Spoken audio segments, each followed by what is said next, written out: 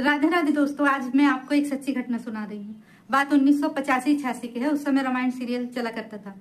Ramayan serial की shooting हो रही थी समुद्र के किनारे। एक गांव था, वहां पे आसपास के लोग भी इकट्ठे हो जाते थे शूटिंग देखने के लिए। उस समय अरुण गोविल जी राम की भूमिका निभा रहे थे। अरुण गोविल जी इस समय लोकसभा सांसद हैं।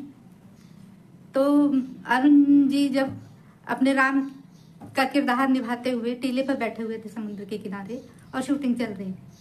उसी समय गांव की एक महिला दौड़ती हुई आई और अपने बच्चे को गोद में लिए हुए थी और चिल्ला रही थी कि हे राम मेरे बच्चे को बचा लो, हे राम मेरे बच्चे को बचा लो, हे राम मेरे बच्चे को बचा लो। और ऐसा कहते हुए वो महिला आई और उसने टीले पे बैठे हुए अरुण गोविल जी के चरणों के पास अपने बच्चे को रख दिया और बोली कि हे राम, बस एक ही रट लगाए हुए थी कि हे राम मेरे बच्चे को बचा लो। उस बच्चे को सांप ने काट लिया था। अब अरुण गोविल जी ये देखकर हैरान हो गए और उठ खड़े हुए। शूटिंग रोक दी गई कुछ समय के लिए। वहां पर भीड़ इकट्ठी थी ही, सभी लोग आश्चर्यचकित थे, देख रहे थे कि ये क्या हुआ। अरुण गोविल जी कुछ समझ ही नहीं पा रहे थे कि क्या हो रहा है ये। लेकिन फिर भी वो उठ खड़े हुए और उन्होंने बच्चे के ऊपर अपना हाथ फेरना शुरू किया। उन्होंने जैसे ही बच्चे के सिर पर हाथ फेरा, बच्चे के शरीर में थोड़ी हरकत हुई और फिर उन्होंने धीरे धीरे उसके पूरे शरीर पर हाथ फेरना शुरू किया।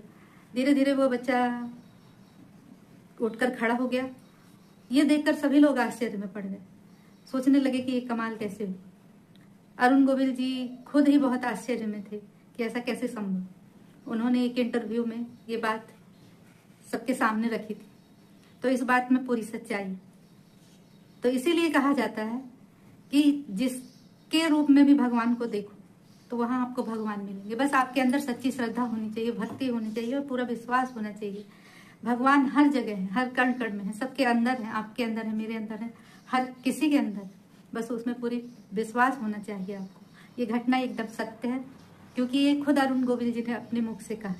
वो उसके किरदार में थे तो लोग उनको भगवान राम के रूप में ही देख रहे थे और सामने सबूत भी मिला कि राम के रूप में उनको मानकर उस महिला ने मदद मांगी तो उनका बच्चा स्वस्थ हो गया। इसीलिए मन में भगवान के प्रति श्रद्धा भक्ति कहीं भी हो तो वहां भगवान प्रकट हो जाते हैं।